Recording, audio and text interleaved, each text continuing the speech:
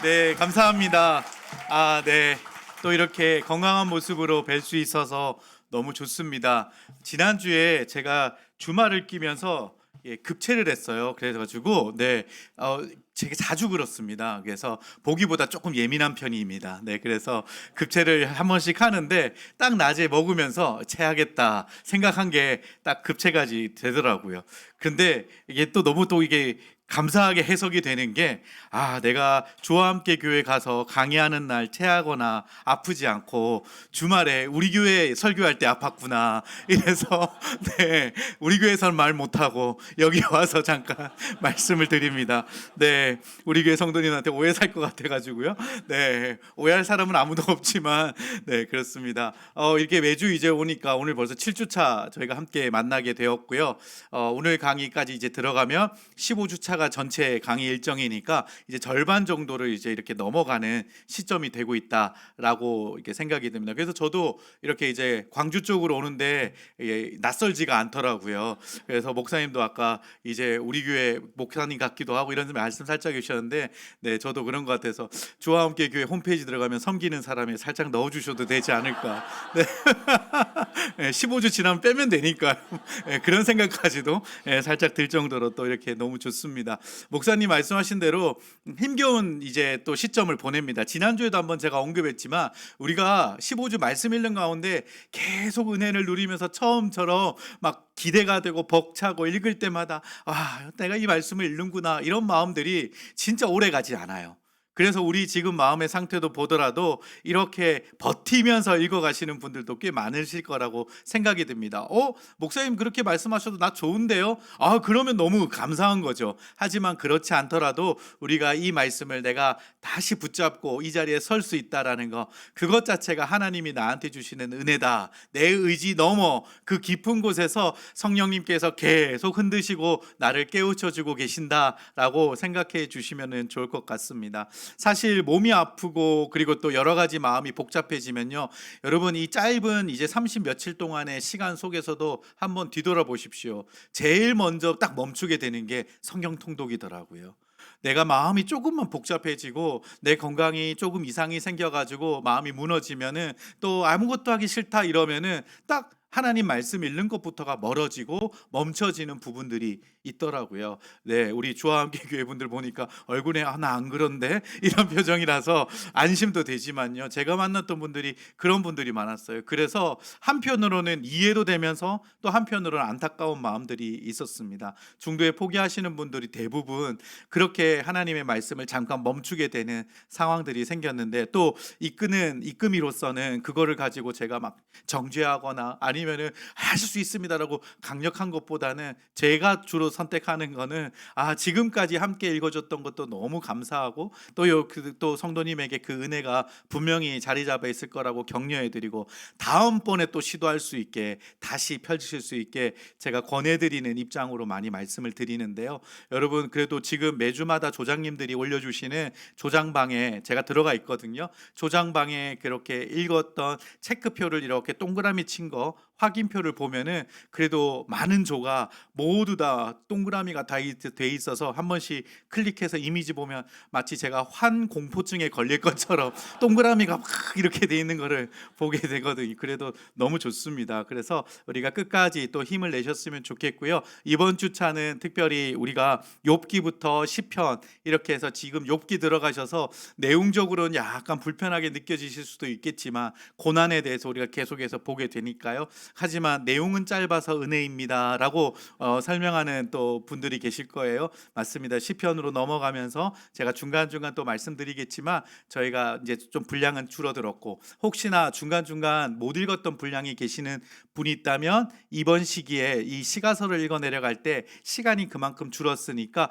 이전에 못 읽었던 분량을 빨리 보충하시면서 따라 읽어와 주시면 좋을 것 같습니다.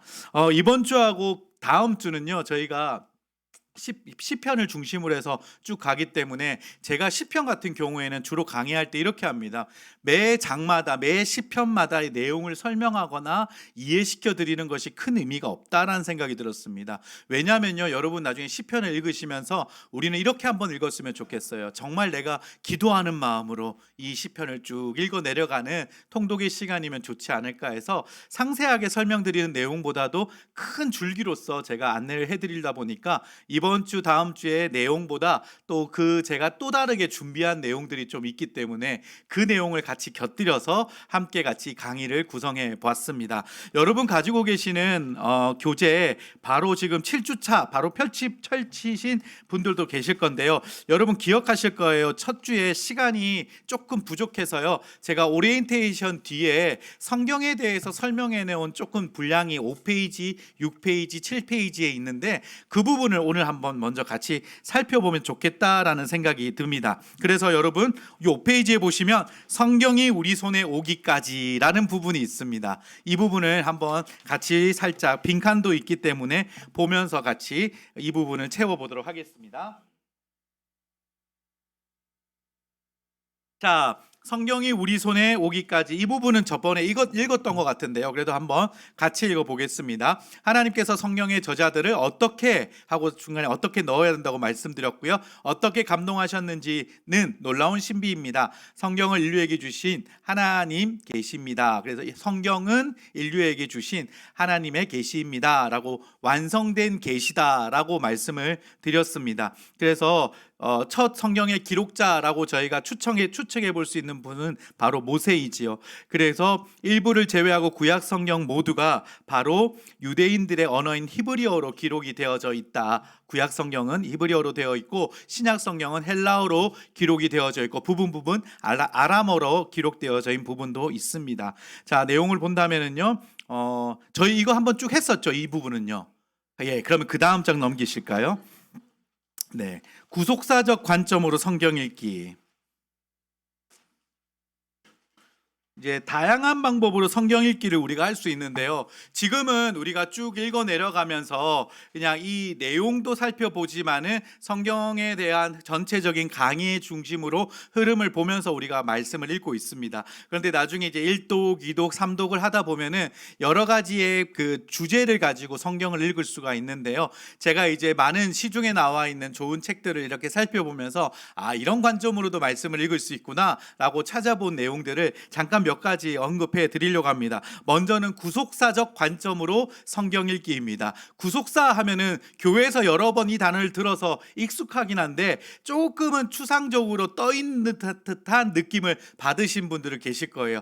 구속사적 관점이다라고 하면은요, 바로 성경 전체를 어떻게 보는 관점이냐면 우리를 구원하시기 위한 역사로서, 그러니까 구원하시는 전체의 큰 이야기로서 우리가 성경을 읽어보는 관점이 있다라는 것입니다. 그래서 예수님을 딱 주인공으로 저희가 딱 생각을 하고 그 앞에 오실 예수님에 대한 이야기와 예수님이 오신 다음에 이 구원자이신 주님 안에서 우리의 삶과 교회의 첫 출발에 대한 이야기들을 살펴보는 관점이다라고 보시면 되겠습니다. 그래서 성경 전체의 주제를 구속사적 관점으로 읽을 때는요, 성경 전체의 주제가 예수 그리스도입니다.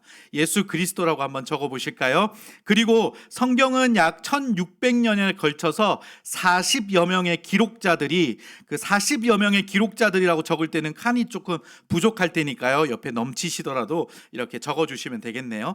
성경은 약 1600년에 걸쳐 40여 명의 기록자들이 성령의 감동으로 기록한 하나님의 메시지라고 우리는 잘 알고 있죠. 자, 그리고 구약 성경은요, 옛 언약으로서 오실 그리스도를 증거하고 있고요. 신약 성경은요, 그리고 새 언약으로 오신 그리스도, 이렇게 예수님을 중심으로 해서 바라보는 성경 읽기가 바로 구속사적 관점으로 성경 읽기다라고 말씀드릴 수 있을 것 같습니다. 그래서 최근에 또 새롭게 성경 읽기 중에 아마 하신 분들도 계실 텐데요, 리딩 지저스, 이런 프로그램들 자체가 바로 이렇게 예수님을 중심으로 놓고 성경 읽기가 진행이 된다라고 이해하시면 좋을 것 같습니다. 자, 그리고 밑에 내용을 제가 박스 부분 한번 읽어볼게요. 성경을 구속사의 초점에 맞춰 읽으면 보면 하나님이 말씀하시는 길이 보입니다. 성경에서 길을 찾게 되면 그리스도와 더불어 왕 노릇하는 비밀을 발견하게 됩니다. 우리가 왕으로서 이 땅에서 살아갈 수 있는 길들을 발견하게 된다라는 의미입니다. 그 비밀은 새 언약, 새 계명인 참 사랑입니다. 하나님의 은혜로 구원을 얻게 하는 믿음은 사랑으로만 표현됩니다. 그러므로 구원의 비밀은 사랑의 비밀입니다. 성경 읽기를 통해서 성경의 비밀을 볼 수 있는 눈이 생겨 진리의 길과 생명의 길을 찾고 비밀을 품을 수 있는 왕노릇의 마음이 생길 때 새 언약을 완성하신 그리스도의 사랑으로 살게 됩니다. 라고 제가 이제 좋은 자료에서 한번 발췌해서 옮겨봤습니다. 그리고 두 번째로 우리가 읽을 수 있는 관점은요, 길을 찾아가는 관점으로 말씀을 함께 볼 수 있습니다. 물론 이 길찾기 역시도 예수님이 길이시다라는 핵심의 주제를 가지고 우리가 보는 관점이다라고 말씀드릴 수 있을 것 같고요. 구약에서의 길찾기는요, 그리스도를 믿으라는 것을 우리가 보는 것입니다. 그래서 구약은 그리스도를 믿도록 길을 제시합니다. 그러므로 성경에서 율법을 제시하는 길을 찾아야 하는 것입니다. 그럼 신약에서의 길찾기는요, 그리스도로 살라는 것입니다. 그래서 신약은 그리스도를 살도록 길을 제시합니다. 그러므로 성경에서 복음이 제시하는 길을 찾아야 하는 것입니다. 그래서 율법을 중심으로 우리가 읽고 있는 구약에서는 그리스도를 향해서 찾아가는 길들을 우리가 같이 함께 계속해서 보고 있는 것입니다. 그런데 여러분, 이 길은요, 스스로 노력해도 얻을 수 있는 길이 아니다라는 것을 구약에서 계속해서 우리에게 알려주고 있는 것입니다. 저는 이 표현을 한 번씩 생각하는데요, 구약은 실패의 책이다라고 생각을 합니다. 여기서 이제 주어가 빠져서 깜짝 놀라실 수도 있는데요, 바로 인간 스스로가 구원의 길을 찾는 데 있어서 실패를 경험할 수밖에 없는 것을 끊임없이 보여주는 실패의 책이다라는 것입니다. 여러분, 이 말에 동의하십니까? 하나님께서 너희가 구원을 받을 수 있도록 하나님의 방편으로서 제사법을 알려주시고 율법을 알려주시고 이렇게 나와 교제하자, 거룩한 백성으로 살자 하지만 끊임없이 실패하잖아요. 끊임없이 실패하고 우리가 이 사람은 대단한 사람이야 하지만 그들도 죄로 무너지고 실패하잖아요. 이게 구약에서 나타나는 끊임없이 인간들이 하나님 앞에서 스스로 구원할 수 없는 존재라는 것을 보여주는 증거로서 이 말씀이 우리에게 딱 눈앞에 펼쳐지고 있는 것입니다. 즉 구약에서의 길찾기는요, 우리 스스로가 구원의 경지에 올라갈 수도 없고 우리의 힘으로 그 구원을 쟁취하고 찾을 수 없다라는 것을 알려주고 그리스도를 믿도록 우리를 계속해서 그 길로 인도해주고 계신다라는 것입니다. 그리고 신약에서는 그 그리스도가 이 땅에 오심으로써 그 구원자를 믿음으로써 우리가 이 땅에서 하나님의 백성으로 왕노릇하며 살아갈 수 있는 길을, 그리스도로 살아가는 길을 알려주고 있는 말씀이 바로 신약의 말씀이다 라고 우리가 그 의미를 발견하면서 읽어볼 수 있을 것 같습니다. 그리고 나서요, 새 언약으로 성경 읽기도 있습니다. 그래서 예수님은 진리, 새 언약이 되신다라는 것으로 우리가 같이 읽을 수 있을 것 같은데요, 옛 언약은 사람의 행위로, 새 언약은 예수를 믿는 믿음으로 한 사람을 하나님의 백성이 되게 하는 것입니다. 그러므로 언약의 목적은 사람을 하나님의 백성 되게 하는 것입니다. 그래서 구약의 언약에는 바로 이 율법을 통해서 하나님의 백성으로 살게끔 구원의 길을 허락해 놓으신 것을 우리가 볼 수 있고, 예수님을 통해서 새 언약으로 하나님 백성 되게 하는 것, 언약을 가지고 함께 이 말씀을 함께 초점을 맞추어서 읽어볼 수 있는 것도 특징이라고 할 수 있습니다. 밑에 vs 사이로 앞에는 이렇게 한번 적어 보실까요? 율법적 복음, 그리고 vs 복음적 율법. 앞에는 율법적 복음, 뒤에는 복음적 율법. 이렇게 한번 적어보시고 이게 과연 무슨 말인가 한번 제가 읽으면서 내용을 설명해 드리도록 하겠습니다. 그리스도가 성도 안에 임마누엘, 우리와 함께 계신다, 이런 의미로 우리 안에 함께 오셔서 주인으로 사실 때 용서하고 사랑하며 살 수 있습니다. 사람이 율법을 지키려고 하는 율법적 복음은 정죄의 칼날이 됩니다. 은혜로 복음을 믿는 사람이 자신의 열심과 자기의 의로 계명을 지키려고 하는 것이 곧 율법적 복음입니다. 그러나 그리스도가 성도 안에 주인으로 사실 때 나타나는 하나님의 열심과 의는 복음적 율법입니다. 복음적 율법은 그리스도의 사랑으로 율법을 완성해 가는 것을 말합니다. 자, 이 내용을 조금 풀어서 말씀을 드린다면 이런 내용이에요. 우리가 신앙생활을 하면서 쉽게 빠질 수 있는 것 중에 하나가 바로 율법적 복음의 태도입니다. 즉 무슨 이야기냐면요, 복음의 삶을 살아가는데 율법을 기준으로 하여서 그것들을 지키냐 안 지키냐의 의미를 가지고 우리가 그리스도인이라고 증명해서 살아가는 삶의 오류에 빠질 수 있다라는 것입니다. 제가 비판하려고 이야기하는 건 아닌데요, 제가 자랐던 모 교회와 제가 어린 시절 보냈던 교회의 교단이 고신이라는 교단이었어요. 고신은 한 번씩 들어보셨죠? 그리고 알고 계실 거예요. 정말 신앙의 순수성과 그리고 또 그 신앙의 전통을 지키기 위해서 노력하고 그런 신앙의 율법들을 정말 그들 안에서 하나님을 바라보는 그 거룩함으로 나타내려고 하는 그 정신만큼은 제가 참 거기서 잘 배웠다라는 생각도 드는데요. 그런데 거기서 나타나는 우리들이 잘 범할 수 있는 실수와 무지함 중에 하나는 너무 쉽게 정죄한다라는 거예요. 그래서 저희 어릴 적만 해도 정말, 저 그렇게 오래 산 사람은 아니지만 그래도 저희 어릴 적만 해도 막 주일날 돈 쓰는 거, 그리고 주일날에 뭔가 이렇게 어른들 눈에 관습적으로 교회에서 이런 거 하지 마라 했던 것들을 막 하는 것 자체가 되게 큰 문제를 야기하고 심지어 치리의 대상이 되고 이런 것들을 제가 경험했던 것들이 있었거든요. 그래서 그때 되게 청소년 시기였고 청년의 시기였는데 많이 불편했던 것도 사실입니다. 물론 그 중심의 마음에 대해서 제가 비판하려고 하는 게 절대 아닙니다. 하지만 그걸 통해서 행위를 정죄하고 그 행위가 드러나는 것이 마치 복음적인 삶을 살아가고 있는 것처럼 판단하게 만들어서는 안 된다라는 것입니다. 우리가 신앙인으로서 살다 보면은 그런 모습을 살 때가 너무 많이 있다라는 거에서 바리새인적 태도라는 의미로도 설명할 수 있을 것 같습니다. 그런데 우리가 말씀을 읽어갈 때 우리가 기억하고 발견하고 찾아야 되는 것이 무엇이냐? 그것은 바로 복음적 율법의 태도를 가져야 한다라는 것입니다. 내 안에 예수님이 살아계시고 내가 이제 그리스도로 살아가는 삶을 통하여서 어떤 기준으로 살아가야 하나라는 것의 의미를 가지고 율법을 지키고 하나님의 말씀을 지켜가는 삶을 살아가야 된다라는 것입니다. 예수님이 이 땅에 오셔서 사람들에게 그렇게 말씀하셨죠. 내가 율법을 없애러 온 것이 아니다. 내가 율법을 완성하러 왔다. 여기에 해석은 여러 가지 담겨질 수 있으나 제가 오늘 꼭 말씀드리고 싶은 것은 우리가 말씀을 읽어가는 과정들, 이것들을 통하여서 내 안에 하나님을 사랑하는 사람으로서 주의 자녀로서 살아갈 때 이 말씀을 내가 이제 지키고 싶은 내 안에서의 그 마음과 주님 앞에 순종의 태도들이 나타나는 것, 그것이 우리 안에서 자발적인 복음 안에서 살아가는 율법을 지키고자 하는 태도이지 않을까라고 생각이 듭니다. 그래서 우리가 예수님 믿으면서요, 구약의 율법이 없어진 게 아니에요. 여러분, 우리가 그걸 지키지 말라, 구약은 예수님 오시고 나서 다 이제 안 해도 되는 거잖아요, 막 이렇게 이야기하는 분들이 종종 있습니다. 그거는 제가 볼 때는요, 진짜 예수님 만난 분이신가 라는 생각이 들어요. 예수님 만나고 우리가 하나님의 자녀가 되면요, 이제 내가 말씀 안에 사는 것이 내 안엔 기쁨이고 행복이고 평안을 주는 길이라는 것을 알기에 내가 주의 말씀의 법도를 지키고 그렇게 살아가고자 내가 애쓰고 노력하는 모습들이 나타나게 되는 것이죠. 그게 바로 복음적 율법의 태도다라고 말씀드릴 수 있을 것 같습니다. 그 내용을 좀 정리해 놓은 것이 바로 이것입니다. 그래서 우리는 끊임없이 율법을 통하여서 내가 하나님 앞에 죄인이라는 사실을 발견해야 합니다.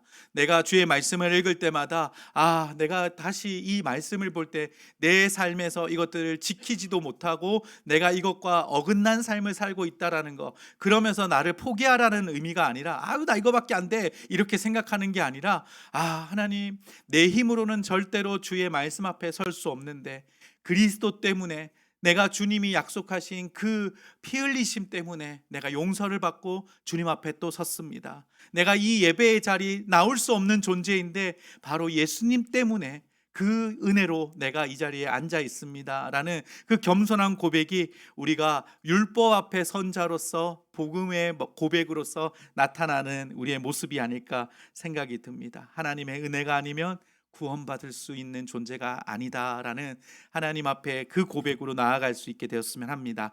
마지막으로 왕노릇이라는 우리 관점이 또 있는데요. 내용 한번 읽어볼게요. 성경은 예수 그리스도의 생명으로 사는 왕노릇의 기준은 하나님의 말씀입니다. 하나님의 말씀에 불순종하면 사망이 왕노릇합니다. 그러나 말씀에 순종하면 예수의 생명이 왕노릇합니다. 성경은 사망이 왕노릇하는 무리와 생명이 왕노릇하는 무리로 나누어지는 모습을 적나라하게 보여줍니다. 성경 역사와 줄기가 이 초점을 기준으로 흘러가고 있습니다. 그러므로 성경을 읽을 때 나는 죽고 예수로 사는 초점을 놓치지 말아야 하는 것입니다. 이렇게 내용에 대해서 한번 정리를 해보려고 합니다. 그리고 오늘 이 내용으로 끝나는 건 아니고요. 7주차 들어가기 전에 한 가지 더 여러분들에게 이 내용을 한번 정리해주고 말씀드리고 싶었습니다. 우리가 하나님 말씀을 지금 한참 읽어가는 가운데 내가 13장 매일매일 읽고 완도 걸리고 이것으로 우리가 지금 이제 어느 정도 익숙해졌어요. 그러면 내가 말씀을 이제 어떻게 읽어야 될 것인가에 대한 조금의 우리 안에 기준을 가지고 읽으면 참 좋겠다라는 생각에 오늘 이 짧은 내용을 한번 언급을 하고 우리 안에 조금 담아서 같이 진행했으면 좋겠습니다. 마침 제가 좀 이 내용을 준비하려고 여러 자료를 다시 한번 찾다가요, 최근에 유튜브에 잘잘법이라고 아시죠? 거기에 이제 우리 제가 보니까 김근주라는 교수님께서요, 이제 이렇게 읽어보세요, 성경 이제 이렇게 읽어보세요라는 한 유튜브의 내용에 이런 꼭지를 가지고 설명하고 계셔서 제가 거기서 조금 발췌를 해가지고 제가 설명을 덧붙이는 형식으로 짧게 말씀드리고자 합니다. 먼저 성경은 하나님의 말씀입니다. 그리고 사람의 글이다라는 것을 우리가 인지하고 있어야 합니다. 하나님의 말씀이다라는 것은 우리 모두가 아멘이라고 우리가 믿고 있잖아요. 그렇지 않는다면 우리가 성경 통독을 지금 이렇게 열심히 함께하고 있는 의미가 아마 없을 것입니다. 근데 모두가 하나님의 말씀이다라고 믿는다라고 생각하신다면요, 이 말씀이 나에게 주어졌고 하나님께서 이 말씀으로 나를 이끌어 가신다라는 고백을 우리 안에서 그 믿음으로써 계속해서 반복적으로 할 수 있어야 합니다. 시간이 되었기에 성경을 펼치고 읽는 것도 중요하지만 그 말씀을 읽기 전에 여러분 차분히 기도하는 시간들을 꼭 가지시기를 부탁드립니다. 그리고 말씀을 다 읽은 뒤에도 이 말씀이 내 안에서 계속해서 하나님의 능력으로서 쌓일 수 있도록 기도하시기를 바랍니다. 왜요? 이건 하나님의 말씀이거든요. 그냥 우리의 교훈집이 아니거든요. 사람들의 입으로 전래되어진 우리에게 주어지는 논어나 아니면은 뭔가 이렇게 우리에게 지식을 더해주는 어떠한 특별한 영감 있는 책이 아니라 하나님 말씀이거든요. 그래서 이게 어떤 능력이 있는 줄 아십니까? 내가 똑똑하다고 해서 이 책을 읽을 수 있는 게 아니에요. 하나님의 말씀이기 때문에 사실은 내가 읽어 내려가고 이해한다라고 하지만 실제로는요, 내 안에 성령님께서 이 말씀을 계속해서 깨닫게 해주신다라는 것입니다. 그래서 간단하게 비교해 보면은요, 우리나라에서 똑똑한 누군가가 성경을 펼칠 때마다 나는 이 책이 도저히 이해가 되지 않아 라고 말하는 사람이 있을 수 있고요, 저기 산골, 정말 강원도 산골에 내가 이제 드디어 글을 좀 읽게 되었습니다라는 할머니들이 이 말씀을 펼치고 눈물을 흘리면서 아멘 아멘 하면서 읽을 수도 있는 책이 바로 말씀, 이 성경입니다. 네. 왜요? 하나님의 말씀이기 때문입니다. 그래서 하나님의 말씀이라는 사실을 우리가 놓치지 말아야 합니다. 오늘 내가 좀 더 이해가 되지 않았네? 이 내용은 내가 이제 조금 완벽하게 알게 됐어. 여러분, 우리가 그렇게 말할 수 있는 것이 아니라는 것이죠. 그래서 이 말씀을 읽기 전에 먼저 성경을 펼쳐놓고 꼭 기도하십시오. 하나님, 오늘 이 말씀을 읽을 때 내 안에 계신 성령께서 깨닫게 해주시고 내가 이 말씀을 읽을 때 내 안에서 하나님이 반응할 수 있도록 나를 인도해 달라라는 기도를 꼭 드리시기를 바랍니다. 그러면 그 말씀이 나와 함께 같이 연결되어져서 하나님의 일하심과 역사를 분명히 보게 될 것입니다. 그리고 잊지 마십시오. 이거는 사람의 글이다라는 것도 여러분이 놓치지 말아야 됩니다. 아까 우리가 말씀에 약간 적었던 게 약 1600년이란 그 넓은 기간 동안에 40명이 넘는 저자들이 그들의 표현과 그들의 수준 아래에서 이 글을 써내려 갔습니다.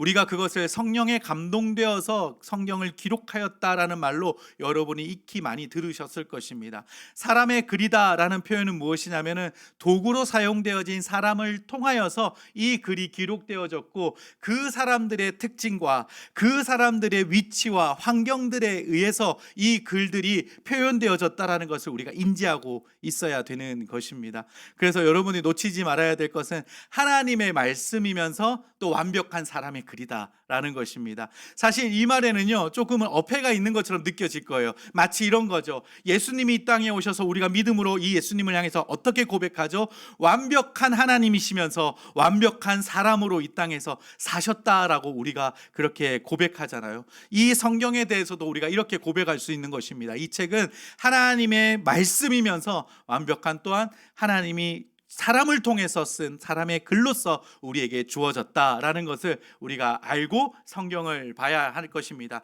그래서 여러분 공관복음과 요한복음의 차이, 제가 나중에 신약에 들어갈 때 한 번 더 자세하게 말씀을 드릴 건데요. 여러분 상식적으로 공관복음 하면 세 개의 복음서를 말씀하시죠. 마태복음, 마가복음, 누가복음입니다. 그리고 요한복음의 차이가 있는 것이죠. 왜 사람의 글이다라고 이야기할 수 있다면 이 내용을 이유로 제가 설명드릴 수 있을 것 같습니다. 네 복음서당 다 예수님에 대해서 기록한 책이에요. 그런데 요한복음은요 조금 다릅니다.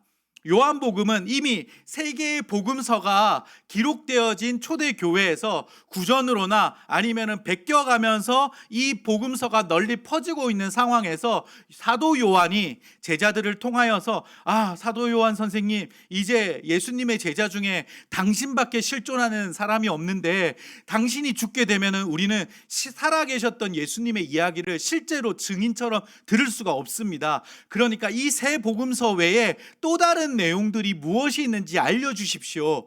그 흐름 가운데서 요한복음이 기록되었다라는 것입니다. 그래서요 여러분, 저희가 나중에 막 비교하고 이러진 않겠지만요, 읽어가기 때문에 바쁘기 때문에 잠깐 설명드리면, 요한복음은요 앞에 세 복음서에 없는 이야기들이요 90% 이상 요한복음에 기록되어져 있습니다. 그러니까 세 복음서에 없는 예수님과의 스토리와 이야기들이 담겨져 있는 것입니다. 그것뿐 아닙니다. 처음에 요한은요 예수님이 부르실 때 직업이 무엇이었을까요? 어부였어요. 어부였는데요 이제 사도로서 살아갔습니다. 그러니까 어부의 지식적인 수준에 머물러 있는 게 아니라 이제 교회의 지도자로서 살다 보니까요 지식적인 폭도 넓어지고 많은 교회에 반대된 세력들과 이렇게 변증하기도 하고 복음을 설명하기도 하다 보니까 이게 하나님이 주신 또 지혜가 더 많아졌지 않겠습니까? 이 요한복음의 특징들이 있어요. 요한복음의 특징은요 예수님의 표적이 7가지, 예수님의 비유가 7가지, 예수님의 설교가 7가지, 이렇게 딱딱 의도적으로 기록되어진 것이 분명하게 요한복음이 기록되어져 있다라는 것도 특징입니다. 그리고 문헌적으로도요 요한복음이 상당히 문학적인 의미를 담아서 여러 가지 지금까지도 학자들이 해석해 나가는데 요한복음을 많이 설명하고 있는 책 중에 하나가 있습니다. 그러니까 사람의 글로서도 뛰어나게 표현되어진 책들이 바로 이 성경의 말씀이다라는 것을 간단하게 한번 말씀드리고자 이야기 드렸고요. 두 번째는요 앞에서의 이야기와 연결해서 사람의 그림을 이해하셔야 하는 것입니다. 문체를 이해하셔야 됩니다. 그리고 또 그 의미가 담고 있는 역사적 배경도 아셔야 합니다. 예전에 제가 이제 알기로는 신학 공부를 하실 때 이제 예전의 신학교에서는 비평이라는 부분을 강조하지 않았습니다. 그런데 비평한다고 한다면, 비평이라면 무엇이냐면요 역사적인 것과 비교하면서 평가하고요 문화적인 것들과 비교해서 평가하고 막 이런 것 자체를 성경 자체로 해석해야지 그런 걸 비교하는 것을 상당히 불건전하다라고 생각을 했습니다. 예전의 신학의 방법에서는요. 그런데 최근의 신학에서는요 그걸 비평하지 않으면 이 말씀을 제대로 해석할 수 없다라고 설명하는 것이 요즘 신학적인 발전된 신학의 분위기입니다. 조금 설명하냐면, 우리가 이 말씀을 읽을 때 예를 들어서 출애굽기를 읽는다면은 그때 당시에 이집트와 가나안 그 사이에 있는 광야의 여러 가지 환경들과 문화적 요소와 역사적인 환경들도 우리도 조금 참고해야지 이 말씀을 보다 더 정확하게 이해할 수 있다라는 것 바로 이 표현으로 제가 말씀드리는 것입니다.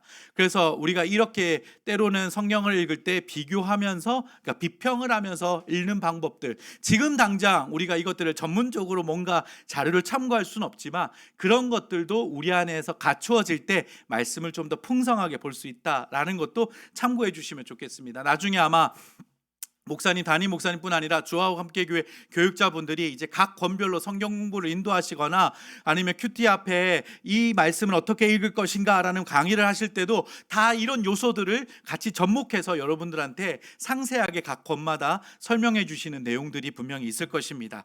자, 그래서 비평적인 부분들을 한번 살펴본다면요, 누가복음 1장 1절에 4절에 보면은 이 누가가 왜 이 말씀을 기록했는지를 정확하게 설명하고 있거든요. 그 중에 하나가 이 부분입니다. 앞에 1절에 보면요, 차례대로 쓰려고 한 사람들이 많이 있었다. 예수님의 이야기를 차례대로 쓰려고 했던 사람들이 많이 있었다라는 것을 밝혀두고 있습니다. 그리고 나서 자신이 데오빌로라는 사람, 여기서 데오빌로라는 사람은요, 실존 인물이라고도 이야기를 하는데요, 정확하게 그 사람의 이름이 데오빌로는 아닙니다. 그러니까 무슨 말이냐면요, 그때 당시에 성경이나 이런 그 그리스도교의 문서들이나 증인들이 드러나면은요, 발각되어지면은 잡혀져 가고 사자의 밥이 되고, 그리고 또 그 사도 바울의 영화를 보신 분 계신지 모르겠는데요, 제가 그 영화 보면서 보다 더 실제적으로 좀 보게 됐는데, 그 껌껌한 밤길에 그 가로등이 없던 그 시절에요, 그 당시에 불을 밝히는 화형의 대상이 그리스도인들이었습니다. 그런 장면들이 그 영화에 나와요.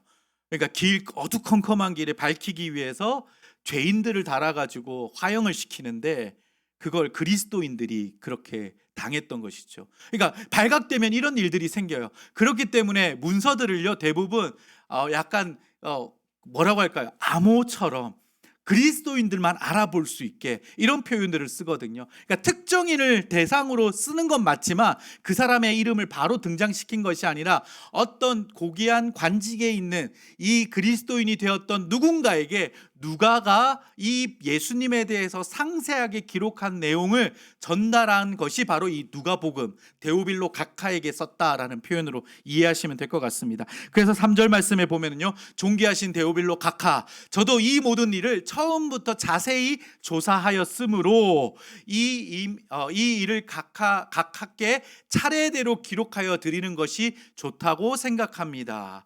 그래서 이 편지를 보냈고요, 그 각하가 읽고 아마 많이 예수님을 사랑하는 마음이 생겼겠죠. 자기가 사랑하는 마음을 생겼던 이 책을 혼자만 읽게 되었을까요? 옆에 주변의 교인들에게 나누고 이것들이 계속해서 베껴져서 많은 사람들에게 읽혀지게 되는 상황들까지 벌어지게 된 것입니다. 이렇게 우리가 성경에 대한 그때 당시의 흐름과 또 비평에 대한 이야기들도 우리가 염두에 두고 읽으신다면 보다 더 유익하게 보실 수 있을 것 같고요. 마지막입니다. 성경의 장르와 첫 독자를 이해하셔야 합니다. 이거는 뭐 제가 자세하게 설명할 필요 없이 여러분, 이 성경책이 주어졌던 첫 독자가 분명히 있습니다. 첫 독자가 있고 2000년의 시간이 지난 다음 우리에게도 읽혀지고 있습니다. 그러니까 우리가 이걸 놓친다면요, 너무 우리 입장에서만 해석하려고 하는 경향들이 생기겠죠. 그리고 그 책에 대한 장르들도 우리가 이해해야 합니다. 우리가 방금 시가서를 이제 읽고 있는데 이 시가서를 문자 그대로 사실로 해석해서는 안 됩니다. 왜냐하면 문학이거든요. 시의 의미가 있거든요. 그런데 이걸 가지고 진짜 그대로 해석하는 부분에 오류가 나타나면 안 된다라는 것입니다. 그래서 요즘에는 이렇게 주장하는 목사님들 별로 없습니다. 저희 어릴 적만 해도요, 막 성경 연구하는 막 이런 사람들 엄청 많은데 가보면은요, 자 에스겔 몇 장 몇 장 피세요 막 찾으면 읽으라고 하고, 자 갑자기 막 신약에 몇 장 몇 장 피세요 하고 막 여리 갔다 저리 갔다 하면서 막 정신없이 막 계속 찾거든요. 그러면서 말씀에는 짝이 있습니다 이러면서, 구약에 이게 있고요, 신약에 이게 있습니다, 이게 짝이에요 이러면서 막 맞춰가는 경우도 있고, 우리는 보면서 막 우와 우와 하면서 막 읽는 그런 경우도 있었는데요, 사실 되게 잘못된 해석입니다. 어떤 면에서는요, 물론 뭐 제가 짝이 다 없다 이런 이야기가 아니라요, 모든 것들을 그렇게 짝을 맞추어서 해석하는 거는요, 장르를 무시한, 그리고 또 이런 성경의 기본적인 틀 자체를 무시하고 이 말씀이 얼마나 신비로운지 아십니까? 라는 것에 접근을 하여서 짝을 맞추어 가면서 우리가 그렇게 와 이거 대단한 책이군요 이렇게 믿게 만드는 과정을 우리에게 계속해서 주입했던 것이라고 보이고요. 요즘에 짝으로 맞추는 교회가 어딘 줄 아십니까? 신천지. 짝풀이 하면서 말씀엔 짝이 있습니다 하면서 막 자기들이 맞춰가거든요. 그래 우리가 그런 해석은 좀 지양해야 됩니다. 성경에 장르가 있습니다. 그리고 이 책을 받은 첫 독자가 있다는 사실을 알고 우리가 이 말씀을 그렇게 보면서 읽으며 이해하는 것도 중요합니다. 예를 든다면 요한계시록이 그렇습니다. 요한계시록의 첫 독자가 누구였는지 아십니까? 요한이 반모섬에서 기록하고 이 편지를 처음으로 보낸 사람들, 핍박받고 있고 계속해서 그리스도 안에서 예수 믿음을 지키는 어려움을 당했던 7교회에게 편지가 보내졌습니다. 2000년 전 첫 초대교회 7교회, 그들에게 전해졌을 때 이 편지의 말씀이 위로가 되고 그리스도를 소망하는 말씀이 되었고 힘이 되었던 것이죠. 그런데 이 말씀이 2000년 후에도 우리에게도 다시 오실 그리스도를 소망하고 우리에게도 소망이 되고 힘이 되는 것입니다. 요한계시록 펼쳐보십시오. 이런 막 설명되어져 있는 열불 달린 짐승과 이거는 헬리콥터예요. 이게 2차 세계대전에 이게 헬리콥터를 상징하는 거예요. 여러분 생각해 보세요. 헬리콥터 그 첫 독자들한테 뭐라고 헬리콥터가 필요합니까? 그렇게 해석해서 안 된다라는 것입니다. 제가 말씀드리고 싶은 것은 그래서 성경이 놀랍고 신비로운 건데요. 첫 독자에게도 이 말씀이 위로와 힘과 격려와 소망이 되고요. 2000년 후에 우리가 읽고 있는 지금 우리에게도 위로와 소망과 힘과 능력이 되는 것입니다. 그게 성경이 담고 있는 하나님의 신비입니다. 여러분, 그래서 방금 저처럼 이렇게 해석하려고 하는 분의 유튜브를 보시는 순간 바로 끄십시오. 차단하십시오. 쓸데없는 소리 하고 있네 이렇게 말씀하시고 닫아버리시면 됩니다. 그거 하나 보기 시작하면 계속 알고리즘이 그런 것만 띄웁니다. 여러분 조심하시면서 이 상황을 잘 이해하면서 말씀을 읽어가시는 것이 우리에게 유익하다라는 것을 오늘 강의의 앞부분에 조금 길지만은 오늘 설명드리면 좋겠다 생각이 들어서 말씀을 드립니다. 자, 그러면 우리가 이제 앞에 화면에 제가 매주마다 띄워드리고 있죠. 구약의 이 전체 배열을 이제 익숙하게 보시는데요. 지금 욥기를 읽고 있고요. 그 다음에 우리는 시편을 이번 주에 읽게 됩니다. 그러면 우리가 7주차 강의를 한번 내용을 보면서 같이 따라 보시면 좋겠습니다. 73페이지입니다. 욥기 39장부터 시편 75편까지 우리 같이 읽겠습니다. 먼저 38편부터 42장은요. 38장부터 42장은 하나님의 도전과 욥의 회개라고 적어 주십시오. 자, 제가 읽을 때 눈으로 따라 읽어 주십시오. 38에서 41장에서 하나님은 욥의 문제를 직접 해결하시기 위해 욥에게 70가지의 질문으로 도전하십니다. 인간의 고통과 하나님의 주권에 대한 문제의 진정한 답변은 욥기의 후반부인 하나님의 말씀에서 발견됩니다. 이 말씀은 이따금씩 마치 하나님께서 답변은 하지 않으시고 단순히 욥에게 순종하라고 위협하시는 것처럼 잘못 해석되기도 합니다. 하지만 이제 그 밑줄 한번 그어 보실까요? 욥의 회개는 하나님의 무한하신 위대함과 인간인 자신의 유한함을 깨달았기 때문입니다. 하나님의 주권과 선하심을 인간이 겪는 고통과 조화시킬 수 있는 인간의 완전한 설명은 있을 수 없는데 그 이유는 피조물을 다스리는 하나님의 권능의 범위와 참된 본질은 물론 인간의 지식의 한계가 있기 때문입니다. 그렇다고 해서 하나님의 주권과 선하심을 인간이 겪는 고통과 조화시킬 수 없다고 증명되는 것도 아닙니다. 밑줄 한번 더 그어보겠습니다. 욥은 하나님의 방식은 때로 이해할 수 없지만 항상 신뢰할 수 있는 분이라는 깨달음 속에서 마침내 안식을 발견합니다. 이어지는 42장 7절에서부터 하나님과 욥의 대화가 진행됩니다. 이 대화를 통해 하나님은 욥을 회복시키십니다. 이것은 욥이 믿음으로 가진 궁극적인 의로움의 승리였고 사탄과 싸움에서 이긴 하나님의 승리였습니다. 그래서 두 번째로 밑줄 그었던 내용처럼요, 우리가 모든 것들이 이해할 수 없는 상황들이지만 항상 신뢰할 분은 하나님이라는 것을 통하여서 우리 안에서의 참된 안식을 또한 경험할 수 있다라는 것을 말씀드리고 싶습니다. 밑에 박스에는요, 이제 하나님과 욥의 대화들이 이제 38장부터 진행되는 내용들이 쭉 한번 도표로서 설명을 해보았습니다. 하나님이 이런 질문을 통해서 말씀을 하시고 욥이 대화를 하는 내용들, 두 번째 나타나는 하나님과 욥의 대화가 40장과 41, 2장에 설명이 됩니다. 그리고 마지막 정리가 되어지는 내용까지 한번 적어놨고요. 밑에 성경이 말하는 고난, 욥기를 통해서 우리가 그럼 배우는 자세, 지혜를 한번 정리를 해봅니다. 고난이 죄로 인한 형벌일 때가 있습니다. 당연히 우리의 형벌처럼 따라오는 고난이 있을 수 있죠. 그것에 대한 성경적 예를 보면은요, 모세를 비방하다가 문둥병에 걸린 미리암, 하나님께 죄를 범함으로 망했던 아하스 등 성경 곳곳에서 죄로 인한 고난당하는 모습을 볼 수 있기 때문입니다. 그러나 예수님은 날 때부터 소경된 사람이 그 사람의 죄나 부모의 죄 때문에 소경이 된 것이 아니라고 말씀하심으로써 고난과 죄가 항상 연관된다는 생각을 고쳐주셨습니다. 또한 하나님 나라를 위해 고난받기를 자청했던 사람인 사도들과 믿음의 조상들을 볼 때 고난이 죄의 결과일 수만은 없는 것입니다. 그러면 고난은 왜 생기는 걸까요? 하나님은 욥의 고난에 대해 침묵하셨습니다. 대신 하나님이 지으신 세상과 그 가운데 행하신 일들을 나열하시면서 하나님만이 세상의 이치를 모두 아시는 주권자임을 말씀하셨습니다. 이 말은 결국 하나님은 바로 토기장이와 같다라는 것입니다. 크리에이터, 창조주가 되신다라는 것을 말씀해 주고 있습니다. 그래서 밑줄 그어볼까요? 고난의 이유에 대한 유일한 답은 하나님 자신이십니다. 여러분, 이건 아멘 하셔야 됩니다. 우리의 고난에 대한 유일한 답은 바로 하나님 자신이 되시는 것입니다. 우리가 다 이해할 수 없습니다. 우리의 삶의 여정을 우리가 다 풀어낼 수 없는 것입니다. 그래서 우리가 오직 주권자 되시고 창조주 되시고 우리를 빚으신 모든 것의 섭리 안에서 운행하시는 그 하나님만을 신뢰하며 가는 것이 우리에게 주어진 해답, 정답이라고 말할 수 있습니다.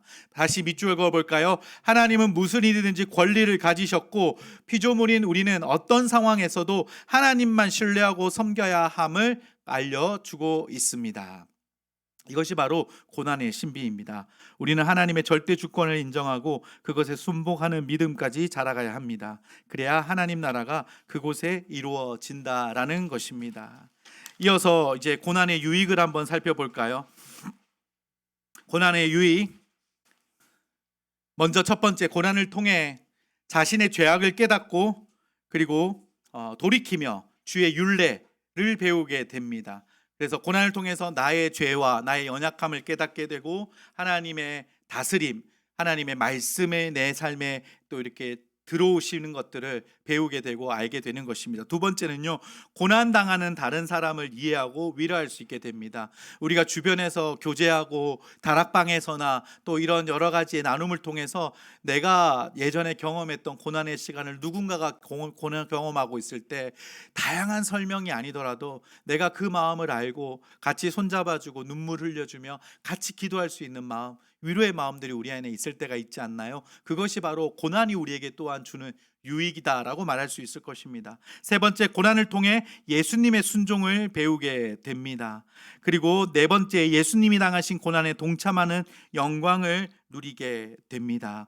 그리고 다섯 번째, 고난을 통해 겸손해지고 하나님을 온전히 신뢰하는 신앙의 인격자가 되어 갑니다. 그래서 고난을 통하여서 특별히 이런 세상의 많은 고난과 어려움들을 당하신 여러 신앙의 선배들이 결국 하나님 앞에서 겸손한 주의 자녀로서 이런 삶을 살아가는 모습을 보면서 그 사람들의 여러 환경 속에서 하나님이 함께 하셨고 그의 입술을 통하여서 내가 주님 앞에서 연약하고 부족하지만 하나님이 나를 지금까지 인도하시고 세워주셨다라는 그 믿음의 강력한 고백을 우리가 함께 듣고 보게 되는 것입니다.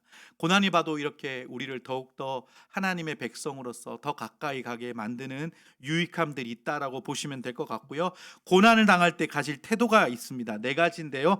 천천히 읽어볼게요. 하나님을 전적으로 신뢰해야 합니다. 두 번째는요, 세상을 이기신 예수님을 바라보며 평안하고 담대해야 합니다. 세 번째, 고난의 유익을 생각하며 오히려 기쁘게 여기고 인내를 온전히 이루어야 합니다. 네 번째요, 기도를 통해 하나님의 도우심을 구해야 합니다. 이 고난 당할 때 이 태도를 우리가 늘상 이것들을 막 눌릴 때 타다닥 튀어나오게끔 우리가 그렇게 살아갈 수는 없겠지만, 이것들을 우리가 우리 안에서 녹아들어 우리가 어려움을 당했을 때 하나님을 바라볼 수 있는 그런 우리의 모습으로 만들어지기를 여러분들이 계속 훈련하고 그렇게 나아가셨으면 합니다. 참고로 나중에 집에 돌아가셔가지고 인터넷에요, 손양원 목사님의 감사 이렇게 한번 검색 한번 해보시면 좋을 것 같습니다. 이 감사가 뭐냐면요, 여러분 손양원 목사님 아시지요?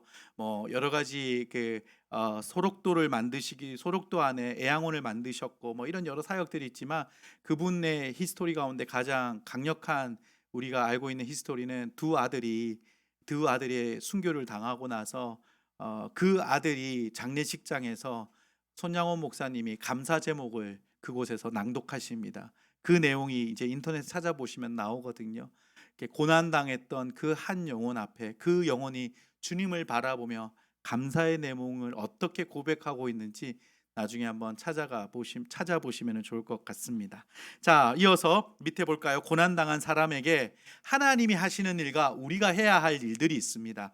이 내용들을 한번 또 찾아보시면서 우리가 고난 당한 사람의 이웃들이 있을 때 이렇게 우리의 태도들을 한번 취해 보시면 좋을 것 같습니다. 우리가 해야 할 일 중에서 판단한다, 그것을 정의 내려준다, 이런 거 없습니다. 보시면은 위로한다, 불쌍히 여긴다, 기도한다, 보호한다, 구제한다, 공감한다가 있지. 아이고 기도 안 해서 그래, 아이고 하나님 앞에 예배 안 해서 그래, 이러면서 여러분 판단하지 마십시오. 그렇게 하지 않고 우리가 함께 같이 이 내용들을 기억하면서 고난당한 자들을 품고 같이 눈물 흘릴 수 있는 우리의 모습이 또한 되면 참 좋겠습니다. 자, 밑에는 참고로 또 이 시가서가 시작한 욥기를 통하여서 어떻게 이 시가서를 영적 성숙의 관점으로 볼 수 있는가 한번 짧게 정리해 봤는데요. 욥기는요, 자기중심적 삶을 종식하고 욥은 순전한 사람이었지만 욥기 전체에 흐르는 욥의 자세가 자기중심적인 모습이 있었다라는 걸 우리가 발견하는 것이죠. 그래서 마지막 하나님의 존재를 인지하고 난 다음에 내가 주님을 이제 비로소 보게 되었다, 귀로만 들었는데 이제 보게 되고 회개합니다라는 고백이, 회심의 일들이 일어나는 것입니다. 주권자를 고백하는 게 욥기의 핵심이라고 한다면, 이제 그 시가서는요, 그 하나님 안에서의 새로운 삶을 노래하는 것이라고 정리해 볼 수 있고요. 잠언은요, 하나님 앞에서 학교에서 하늘의 지혜를 배우고 삶에서 실천하는 영성을 또한 갖게 되는 측면이 있습니다. 전도서는요, 우리의 마음과 생각을 헤아려 두지 않고 하늘의 높은 곳에 두라고 배우는 격언이 담겨져 있다라고 또 보시면 될 것 같고요. 마지막 아가서는요, 그 하나님과의 순전한 상황, 누구도 방해할 수 없는 그 은밀하고도 깊은 사랑을 노래하는 측면으로서의 아가서를 우리가 또한 읽어볼 수 있을 것 같습니다. 이것이 바로 이 욥기에서부터 아가서까지 그런 신앙인이 가질 수 있는 영적인 성숙의 관점에 의미를 담고 함께 이 시가서를 볼 수 있다는 것도 여러분들이 기억해 주시면 좋겠습니다. 자, 이제는 우리 시편으로 한번 넘어가 보겠습니다.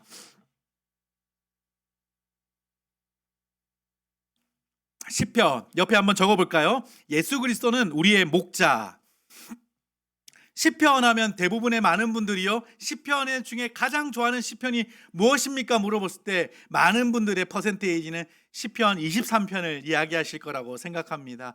거기서 양을 치는, 이렇게 푸른 초원으로 양들을 인도하는 목자로 우리 주님을 고백하는 노래가 있는 것처럼, 이 시편을 읽으면서 나를 그렇게 푸른 초장으로 인도하시고 하나님의 너른 풀밭 가운데서 나를 지키시고 보호하시고 나에게 안전과 위로함을 주시는 그 목자 되시는 주님을 발견하는 시간들이 되었으면 좋겠습니다. 저자는 여러 저자들이 이렇게 기록되어져 있고요.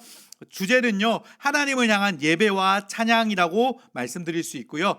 핵심 단어 할렐루야, 하나님을 찬양하라 라는 제목의 핵심 단어로 여러분 살펴볼 수 있을 것 같습니다. 내용적으로 본다면요, 시편은요 시로 낭송하기 위해서 쓰인 것이 아니라 전체 회중이 부르거나 성가대 또는 개인이 부르도록 지어진 것입니다. 예배 때 부르는 찬양, 그리고 또 이 시편을 통해서 성가대가 같이 함께 높이 부르는 찬양, 이렇게 여러분들이 기억하시면 좋겠습니다. 오늘 또 우리 전도사님이 우리가 이거 시작 전에 찬양으로 이렇게 인도해 주셨는데 시편 40편의 고백을 이렇게 찬양으로 함께 부르면서 이번 주가 시편이 있다라는 걸 암시하듯 찬양 선곡을 해주시는 센스의 탁월함을 보여주셨습니다. 처음에는 제가 그 생각이 들어요. 저 젊으신 전도사님이 저 찬양을 안다고? 저 찬양은 내가 중고등학교 때 막 우리가 불렀던 찬양인데 막 이런 생각이 드는데, 역시 센스 있게 시편의 그 고백을 찬양을 오늘 딱 이렇게 넣어주셨구나, 이 생각이 들었습니다. 자, 개요 한번 볼까요? 시편은 총 5권으로 이루어져 있는데요. 먼저 1장 1편부터 41편까지는 창조와 사랑의 주제를 가지고 묶여져 있는 시편이라고 보시면 되겠습니다. 42편부터 72편까지는요 해방과 구속에 대한 의미의 시편 찬양이 있고요. 73편부터 89편까지는 성소와 예배에 관련된 시편들, 90편에서 106편까지는요 고난과 방랑과 고난에 대한 의미와 고백들이 담겨진 시편들, 107편부터 150편은 이제 율법의 말씀에 대한 찬양과 그리고 또 하나님에 대한 존재의 찬양들이 담겨진 시편 말씀들이 이 뒷부분을 구성하고 있습니다. 특징으로 본다면요, 1번, 성경 중에서 가장 많은 저자와 가장 다양한 주제를 담고 있다라는 것이 특징입니다.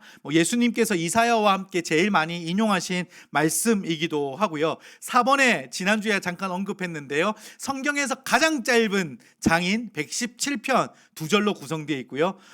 너무 짧다 하고 2장 넘기다 보면 119편, 176절까지 나와 있는 119편이 함께 기록되어져 있는 것도 시편의 특징이기도 합니다. 그리고 연대순으로 이렇게 나열되어져 있진 않습니다. 가장 오래된 시편은 시편 90편입니다. 그 시편이 바로 모세의 시편입니다. 그래서 여러분들이 기억하고 계시면 좋을 것 같습니다. 밑에 내용을 한번 볼까요? 시편은요 다윗이 절반 이상을 썼고 모세, 솔로몬, 에스라, 아삽 등이 썼습니다. 시편이 쓰여진 기간은 모세로부터 포로기까지 약 1000년 동안이지만 주로 다윗과 솔로몬 시대에 많이 쓰여졌습니다. 그러나 시편은 시간과 공간을 뛰어넘는 책입니다. 밑에 줄요, 유대인들은 모세오경에 준하여 예전부터 전해온 여러 단편의 시들을 한데 묶어 5권으로 분류했습니다. 각 권의 마지막 부분은 모두 주 여호와를 찬송할지어다 아멘으로 하는 송룡으로 끝납니다. 특별히 마지막 장인 150편은 그 자체가 마지막 5권의 송령인 동시에 시편 전체의 송령이기도 합니다. 그래서 1권부터 5권까지의 약간의 내용들을 제가 한번 도표로 적어놨고요. 저희가 사실 이 시편 같은 경우에는요, 저희가 시로서 읽는 또 이런 의미도 너무너무 풍성하고 좋지만, 제가 예전에 이제 학교에서 강의를 들을 때 그렇구나라고 아직까지 생각나는 게 있었는데, 우리 교수님 중에서, 신학대학원 교수님 중에서 이 시편을 전공하셨던 분이 계셨거든요. 시편은 꼭 히브리어로 봐야 된다라는 거예요. 그 히브리어로. 그래서 무슨 이야기 하시나 이렇게 봤더니 그 히브리어가 담고 있는 그 언어의 아름다움과 표현들이 이 시편에 다 녹아들어 있다라는 거예요. 우리가 요즘에 장난삼아 삼행시, 오행시 이런 거 하잖아요. 초성을 따가지고 막 이렇게 뒤에 덧붙이는 식으로 하는데, 시편에도 그런 형식들이 있대요. 그러니까 시편의 히브리어 알파벳의 처음부터 끝까지를 나열하듯이 하나님을 찬양하는 시. 근데 이게 번역돼 가지고 우리한테는 그렇게 안 보이잖아요. 그러니까 그 교수님 무슨 교수님 말씀은 히브리어로 읽어야 됩니다 이러는데 한 번도 도전해 보지 못했습니다. 네, 그래도 히브리어로 읽지는 못하지만 이 시편의 비밀과 은혜가 똑같이 우리에게 주어지는 시간이 되었으면 좋겠습니다.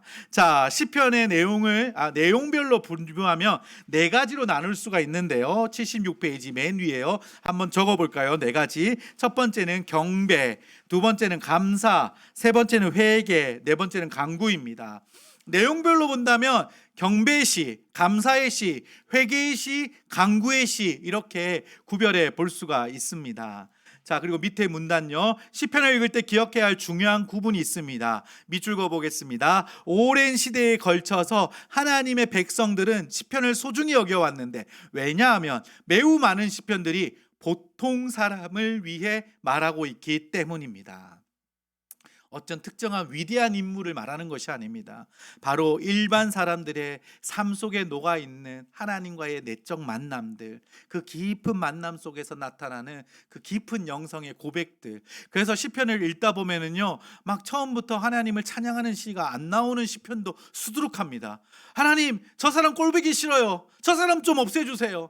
하나님, 저 사람이 나에게 계속해서 괴롭히고 내 영혼이 막 너무 번뇌에 휩싸여 고통스럽습니다. 막 이런 시들이 막 수두룩합니다. 그러면서 결국 그 시의 마지막은, 그 고백의 마지막은 여호와의 위대하심과 하나님의 다스리심과 하나님의 전능하심을 내가 찬양합니다. 나를 대적으로부터 떨쳐 주실 분은 여호와 하나님이십니다라는 고백의 결론으로서 하나님이 이렇게 그 시의 고백들이 계속 흘러가는 것을 우리가 확인해 볼 수 있다라는 것입니다. 그래서 여러분, 이 시편의 깊은 영성을 여러분, 제가 뭐 자세한 설명으로 교재랑 비교해가면서 마치 우리가 옛날에 국어 시간에 뭐 한해 만용운의 시 귀천 이러면은 이 여기서 소풍은 무엇을 의미할까요 하고 막 참고서 펼쳐서 보고, 이렇게 우리가 이번에 시편을 보는 게 아니라 이때는 교재도 딱 덮고 그냥 시편 한 편을 내가 기도하는 마음으로 한 편 한 편 내가 소리내어 읽어가면서 그렇게 깊은 만남으로서의 시편이 여러분의 통독으로 한번 진행해 보시면 어떨까라는 생각이 듭니다. 또 그렇게 말씀드리고 제가 강의 없습니다 하면은 또 이렇게 강사로서의 자격이 없다라고 생각이 들어서 몇 가지만 강의로 함께 붙여가 보겠습니다. 계속 한번 볼게요. 그 다음 문장 읽어볼게요. 그 시편들은 하나님의 사람을 외치는 기쁨과 고통, 회개의 부르짖음입니다. 하지만 그들에게는 명확히 제왕적인 요소를 지닌 시편도 있습니다. 종종 그 시편들은 다윗을 언급하지만 때로는 다윗의 계열에 따른 딸을 미래의 왕이신 메시아에 대한 언급하기도 합니다. 이런 유형의 독특한 특징을 찾아보면 때때로 이상한 제목들 불명확한 언급들처럼 보이는 것을 이해하는 데 도움이 될 것입니다. 시편은 인간 역사 전체를 회고해 보면서 하나님이 어떤 분이신 것과 그분이 하신 일들로 인해 그분을 찬양하기 위해 쓰여진 노래입니다. 때때로 그것은 창조와 모든 인간의 필요를 채우시는 하나님의 행위를 찬양하기도 합니다. 밑줄 또 그어 보겠습니다. 시편이 모두 찬양하는 노래만은 아닙니다. 고백도 있고 심지어 불평하기 위해 지은 시들도 있습니다. 하나님의 백성은 그분에게 어떤 것도 숨길 수 없다라는 것을 알고 있었으며 그래서 예배 시의 모든 것을 그분께 가져갑니다. 그 때문에 시편은 죄를 깨닫고 괴로워하며 낙심한 그리스도인들에게 그처럼 커다란 격려의 원천이 되는 것입니다. 주위에는 모든 것이 혼란스러울지라도 그래도 나는 그분을 찬양하노라라고 선포합니다.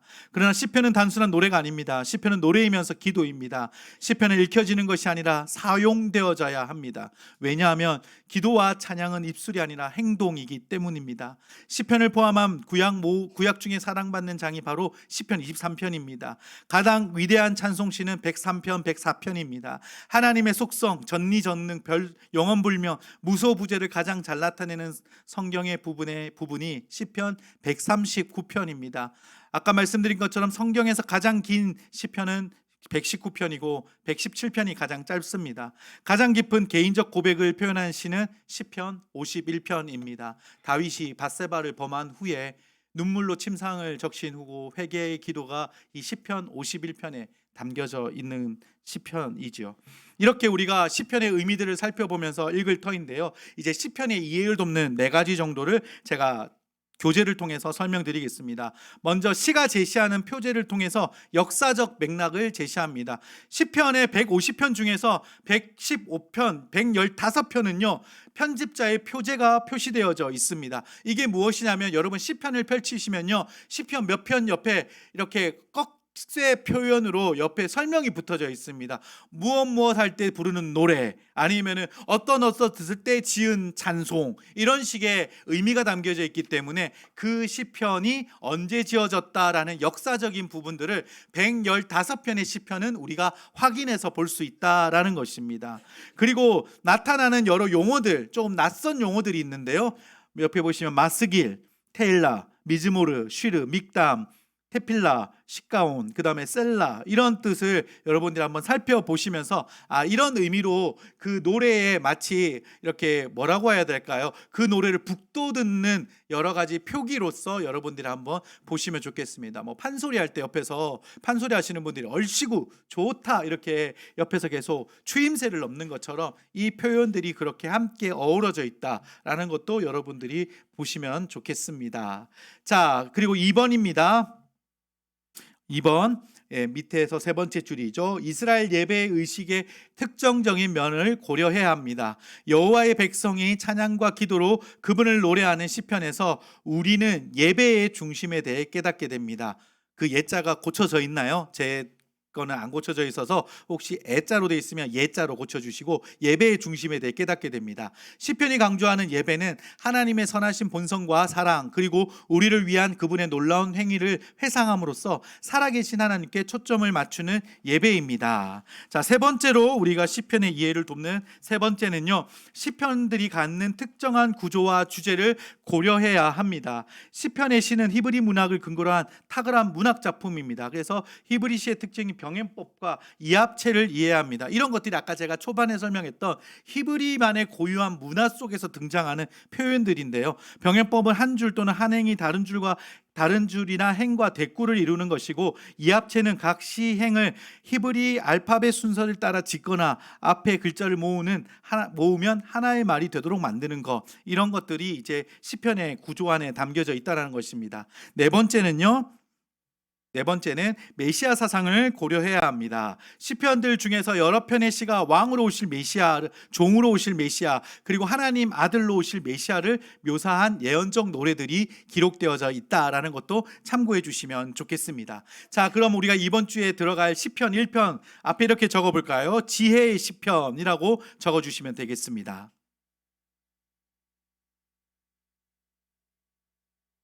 시편 1편은요, 시편 처음을 들어가는 첫 장이기도 하지만 시편 150편의 총론과 같은 말씀이기도 합니다. 그래서 그렇게 적어놨습니다. 시편의 총론이고, 나머지 149편은 그 149편의 시들은 시편 1편의 강론이라기도 합니다. 율법 지킴의 중요성은 하나님을 바르게 이해하는 데 필수적인 것이지만 이것이 형식주의에 흘러 율법주의를 만들어내는 불행을 초래합니다.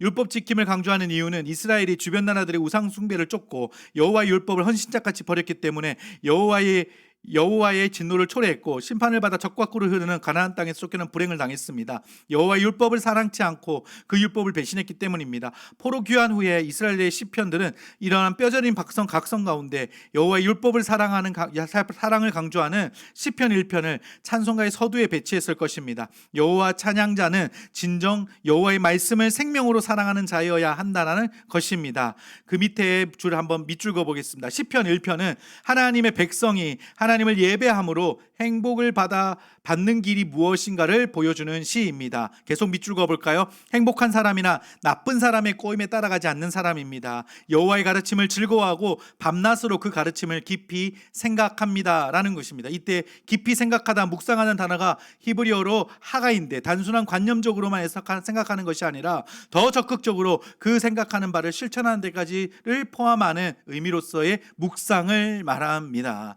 자, 여러분이 모이신 분들 가운데 요즘에 내 삶이 불행하다, 난 좀 행복하지 않는 것 같아 라고 한 번이라도 생각하신 분들은 그것은 하나님이 주시는 마음이 아니고 여러분을 정의하는 절대 그 표현이 아닙니다. 여러분은 행복한 사람입니다. 시편 1편을 근거해서 말씀을 드립니다. 왜냐하면 악한 자들의 꼬임에 빠지지 않고 그 길을 가지 않고 여호와의 말씀을 묵상하고 그 길을 따라가서 즐거워하고 기뻐하기 때문에 우리는 어떤 존재입니까? 나는 행복한 사람입니다.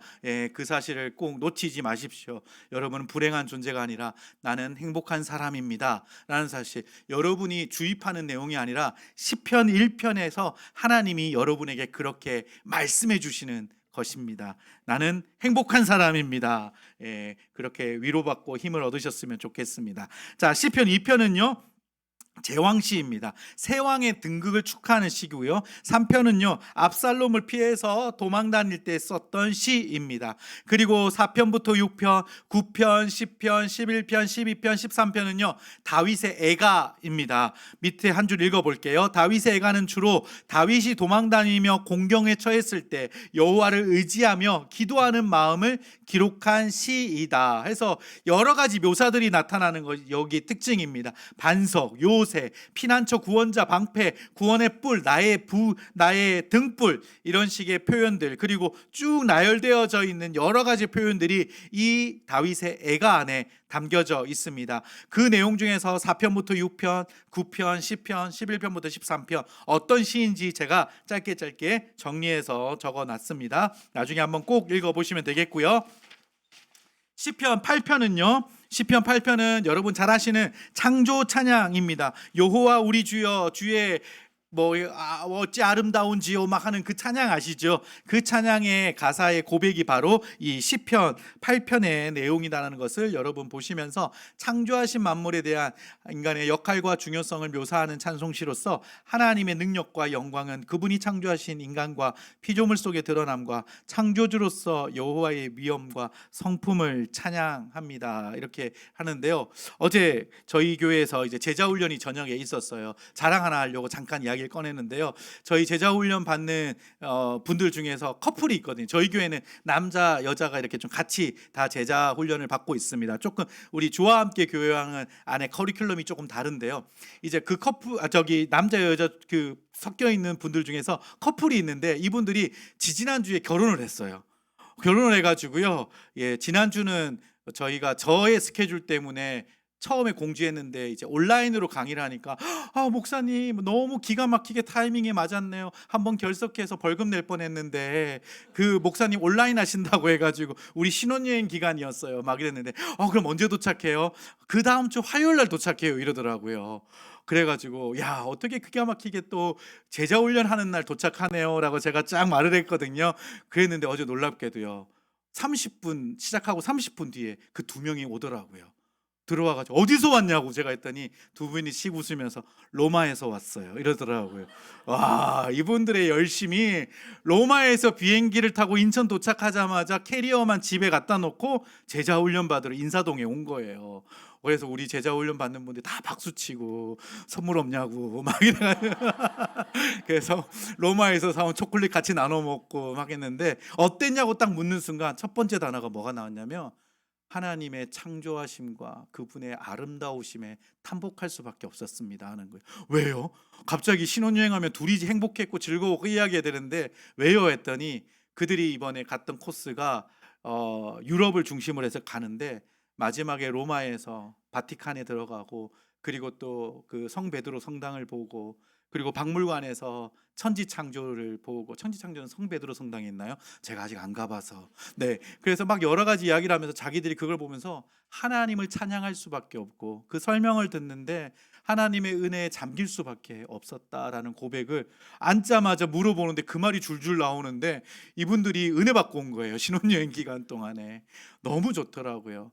여러분 때로 우리의 삶 속에서 조금 이렇게 힘이 들 때 잠깐 우리가 눈을 돌려서 하늘을 바라보고 아니면 가까운 교회로 좀 나가서 우리가 머무르는 곳에서 벗어나서 하나님의 위대하심을 좀 바라보는 시간들을 가졌으면 합니다. 그러면 이 시편 8편에 하나님이 우리를 위해서 지어 놓으시고 하나님의 그 위대하심과 멋진 이 세상을 우리가 노래할 수밖에 없고 그리고 또 그 은혜를 충만히 누릴 수밖에 없다라는 것도 우리에게 똑같이 경험될 거라고 생각합니다. 그래서 그 하나님이 위대하심을 시편 8편을 통해서 또 고백했으면 좋겠습니다. 오늘 8편을 나중에 나누는데 그 두 명의 고백이 어제 너무 강렬해가지고 자랑하듯 한번 나누고 싶었습니다. 자, 38일차 한번 볼까요? 우리 이제 무신론자들을 향한 시가 이 시편 14편에 기록이 되었습니다. 하나님이 없다고 하는 불신자들을 향하여서 그들의 우매함을 한탄하는 시가 이 시편 14편입니다. 나중에 로마서 3장에서도 인용되고 있고요. 시편 16편 옆에 적어볼까요? 메시아 예언 부활시라고 적어주십시오. 것이요. 그래서 메시아의 부활을 암시하는 시가 시편 16편입니다. 시편 18편 다윗의 노래, 사무엘하 22장에 기록되어져 있는 다윗의 노래가 이 시편 18편입니다.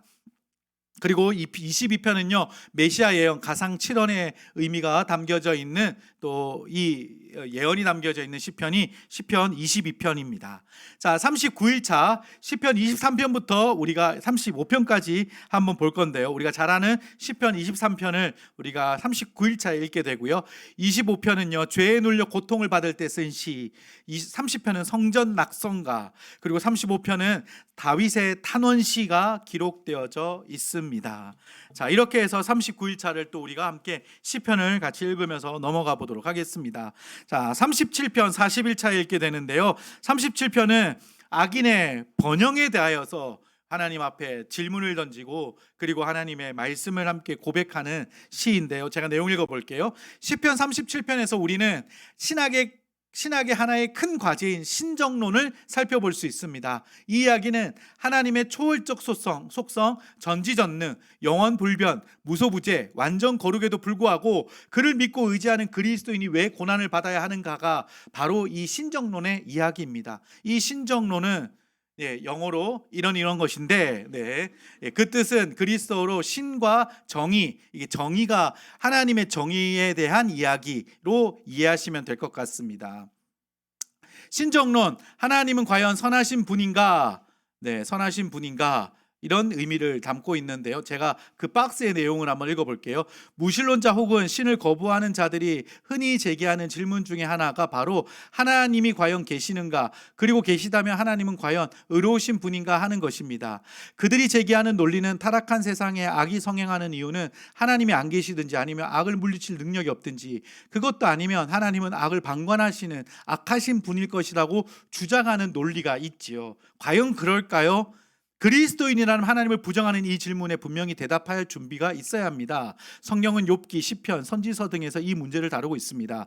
욥기는 이유 없이 닥친 의인의 고난을 어떻게 해석해야 하는가를 다루고 있습니다. 물론 이유가 없는 것은 아닙니다. 의인의 고난은 우리를 해하려는 사단의 참소에 의해 발생합니다. 문제는 하나님께서 그 사단의 참소를 허락하셨다라는 데 있지요. 근데 그 이유를 모르는 욥의 친구들은 욥이 당하는 고난이 욥의 죄 때문이라고 설명합니다. 인과응보라는 주장입니다. 죄인을 벌하시고 의인을 축복하는 것이 하나님의 지혜라는 것입니다. 근데 욥은 억울합니다. 자신은 특별히 죄를 지은 것도 없는데 그런데도 지금 영문도 없이 당하고 있는 이 고난이 너무나도 커서 정말 하나님을 원망할 정도로 고통이 심하다고 호소합니다. 그러면서 욥은 자기는 의로운 축에 속하며 또 자기가 아는 하나님은 자기를 그렇게 하실 분이 아니라고 주장합니다. 그때 하나님이 욥에 나타나서 묻습니다. 네가 과연 의로우며 네가 과연 지혜로우냐? 아니라는 것입니다. 우리 인간은 하나님 앞에서 결코 의롭지도 않으며 또 하나님에 대해 완전한 지혜를 가지고 있지도 못하다는 것입니다. 따라서 하나님에 대해서 함부로 단정하지 말라는 것입니다. 당연히 인과응보를 지혜의 근원으로 생각하면서 욥을 정죄한 욥의 친구들은 더 야단을 맞습니다. 시편 73편도 그리고 이 문제를 다루고 있습니다. 악인이 형통하고 죽을 때도 고통 없고 힘은 강건하고 고난도 재앙도 당하지 않는 실상은 시편 기자로 하여금 정당한 의문을 갖게 합니다. 동일한 문제에 대해 선지자 하박국도 하나님께 묻습니다. 하박국 1장 13절인데요. 그런데 어찌하여 저 악한 백성을 그대로 내버려 두시며 악한 백성이 의로운 백성을 쳐서 이겨도 잠잠히 보기만 하십니까? 왜 이런 일이 생길까요? 하나님은 결코 악을 만드시거나 조장하시는 분이 아닙니다. 다만 자신이 뜻을 이루기 위해 악을 허용하시긴 합니다. 그리고 그 악도 결국 하나님의 통제권 아래 있습니다. 악인의 형통에 대해 우리가 의문 갖는 근본적인 이유는 하나님께서 긍휼의 마음으로 혹은 자신의 뜻을 위해서 악에 대한 심판을 미루어 두시기 때문에 생기는 것입니다. 그렇지만 하나님께서 하박국에게 분명히 말씀하십니다. 아직은 그 말이 이룰 때가 되지 않았다. 그러나 곧 그때가 올 것이다. 그 말은 꼭 이루어진다. 비록 더디게 이루어지는 것처럼 보일지라도 참고 기다려라. 그 일은 이루어진다. 미루어지지 않는다. 딱 이게 뭔가 맞춰서 BGM이 나온 것처럼 맞죠? 하박국의 말씀이 이루어질 것이다 하는데 음악이 쫙 나오니까 저하고 딱 손발을 맞춘 것처럼 나왔습니다. 계속 내용을 볼게요. 시편 73편 17절에서 다윗은 하나님의 성소에 들어갈 때야 자기인들의 종말을 깨달았나이다 라고 말하고 있습니다. 그러면서 그는 결론적으로 악을 행하는 자들 때문에 불평하지 말며 내 길을 여호와께 맡겨라 라고 말합니다. 그리고 악한 자들은 망할 것입니다. 악한 자들의 미래는 닫혀질 것입니다. 의로운 자들의 구원은 여호와께 있습니다 라는 시편 37편 38절과 39절의 말씀을 우리가 읽으며 여호와 하나님을 신뢰하는 우리가 되었으면 좋겠습니다. 하나님의 정의는 우리를 다스리고 있는 하나님의 섭리 안에 녹혀 있다라는 사실을 기억하십시오. 다만 우리 눈앞에 보이는 불이한 여러 상황들을 보면서 우리는 그것을 하나님 앞에서 해석하고 답을 구하려고 하는 부분들이 많이 있잖아요. 이제 그런 것들에 대한 연구가 이 신정론이라는 하나의 주제를 담고 설명되고 있는데 바로 이 시편에서도 같이 이야기가 되어지고 있습니다. 그래서 여러분들 이제 시편을 이번 주에 읽으면요, 약간 시간이 줄어들어서 약간 여유가 남잖아요. 그래서 여러분들이 다른 엉뚱한 이 유튜브를 찾아볼 수 있는 가능성이 높기 때문에 제가 참고할 수 있는 유튜브 몇 개를 말씀을 드리는데요. 이 신정론에 관련해서 주제를 설명하고 있는 얼마 전에 돌아가신 팀 켈러 목사님의 그 담화 내용들이 해석 자막으로 되어져서 유튜브에 몇 개가 있습니다. 그래서 이제 그 내용으로 조금 제가 설명을, 이게 안 보이실 거예요. 팀 켈러의 신정론 치면은요, 그 위에 검색창에 치면은요, 팀 켈러가 불신자하고 토론하는 내용들이 이 꼭지별로 이렇게 나누어져 있습니다. 그래서 여러분들이 이 내용들을 보실 수 있을 것 같아요. 고통에 대해서 이야기하는 부분, 하나님이 계시다면 어째서 세상의 악과 고통이 존재하는가, 이런 내용. 그래서 팀 켈러의 베리스타 포럼이라고 치시면은 그 내용들이 설명되어져 있는 부분이 있습니다. 팀 켈러만큼이나 이렇게 신정론, 하나님의 정의와 이런 내용에 대해서 변증하면서 말했던 학자 중에 크레이그라는 학자가 또 있습니다. 이 크레이그라는 신학자가 또 이렇게 크레이그라고 한글로 치시면은요, 이런 내용들을 유튜브로서 짧게 나와 있는 자막까지 되어져 있어서 여러분들이 함께 같이 이 내용을 살펴보실 수 있을 것 같습니다. 그래서 여러분 딴 데 찾아보지 마시고 40일차 딱 읽으시고, 아, 박정희 목사님이 이때는 유튜브 이거 한번 보라고 했지 하고 한번 찾아서 보시는 것도 유익하실 거라고 생각이 듭니다. 자, 이어서 39편은요 참회의 시가 기록되어져 있고요, 46편 시온성 영광에 대한 고백이 또 이렇게 시편으로서 담겨져 있습니다. 이어서 41일차는 49편부터 61편까지 우리가 함께 읽을 건데요, 50편 감사의 제사, 그 다음에 51편 다윗의 회개의 시, 58편 악인 저주시, 이런 것들이 함께 기록되어져 있습니다. 42일차 61편부터 75편까지 함께 읽게 되고요, 62편은 소망의 산성이 되시는 하나님을 고백하는, 그래서 여러분이 찬송으로도 많이 불렀던 나의 영혼이 잠잠히 하나님만 바라며 나의 구원이 그에게서 나오는도다, 이 고백이 시편 62편의 고백으로 담겨 있습니다. 그래서 72편은 솔로몬 제왕시, 솔로몬의 등극과 관련된 시가 함께 담겨져 있어서 우리가 이번 주차 시편 75편까지 함께 말씀을 읽어 내려갈 것입니다. 그래서 이번 주 욥기와 시편을 읽어가면서 내 안에서 기도로서 이 고백을 드리고 함께 여러분들이 한번 읽어가시면서 이 시편의 고백이 나의 기도로 주님 앞에 올려지는 그런 하나님과의 하나 되어지는 시간으로서 여러분들이 통독 가운데 함께 하셨으면 좋겠습니다. 아까 처음에 이제 잠깐 언급할 때 이제 중반쯤 넘어오면서 여러분들이 힘에 부치시거나 여러 가지로 어렵게 좀 읽어 나가시는 것들이 조금 버거우신 분들이 계실 건데요, 제가 잘 쓰는 방법 그냥 하나만 알려드리고 화이팅 한번 외쳤으면 좋겠다 생각이 들어서 짧게 말씀드린다면요, 저는 종종 말씀 읽을 때 조금 이 시간들이 조금 제가 정한 시간에 읽어 내려가는 것들이 힘들어질 때는 이렇게 제가 이 책을 가지고 주말이 되었든 아니면 제가 좀 편한 시간에는 제가 좋아하는 장소로 가버립니다. 저 이제 카페 같은 거 좋아하고 자연이 보여지는 카페 이런 걸 좋아하거든요. 그래서 커피 한 잔 딱 시켜놓고 거기서 말씀 펼치고 거기서 말씀을 다시 읽습니다. 그래서 다시 환기하고 내가 말씀을 다시 읽으면서 하나님 앞에 집중하는 시간을 한번 의도적으로 바꿔보거든요. 아마 여러분들이 지금 주로 말씀을 보는 시간과 또 책상 아니면은 테이블 아니면 소파 여러 과정들이 있을 텐데 거기에서의 조금 집중력이 떨어지고 있고 조금 내가 거기서 힘듦이 느껴지신다면 한번 이렇게 환경을 바꾸면서 말씀도 읽어보신다면 도움이 되시지 않을까 해서 한번 언급해 봤습니다. 이번 7주차도요 욥기와 시편을 읽으면서 하나님의 은혜의 바다에 풍덩 잠겨보는 그런 복된 시간들이 되었으면 좋겠습니다. 우리 7주차 하면 화이팅 한번 외치고요, 이어서 우리가 이 말씀을 가지고 한번 기도하는 시간도 같이 갖겠습니다. 제가 한번 7주차 외쳐보겠습니다. 7주차 화이팅! 네, 감사합니다. 오늘 우리 말씀을 통해서 주신 은혜들, 또 우리가 붙잡아야 될 이번 주 하나님의 말씀의 은혜를 기억하면서 오늘 같이 기도했으면 합니다. 나의 고백과 같은 이 시들을 읽어갈 터인데 하나님, 마치 시편의 기자가 울분을 토하듯 외치는 고백들도 읽을 것입니다. 하지만 아까 제가 언급했듯이 그들은 한결같이 왕 되신 주님을 다시 찬양합니다.